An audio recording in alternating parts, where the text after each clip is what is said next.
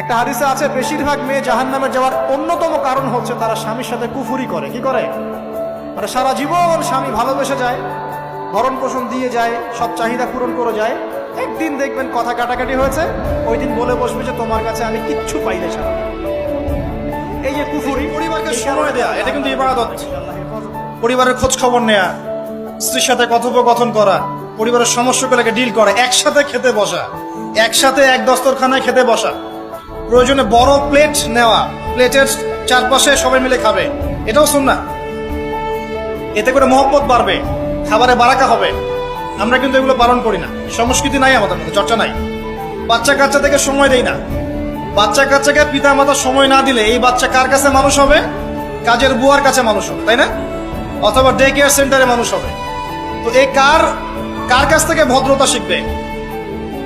সে তো তাদের মানসিকতাতেই গড়ে উঠবে। তো বাচ্চা কাচ্চাদেরকে সময় দেয়া, পরিবারের সদস্যদেরকে সময় দেয়া ইবাদত।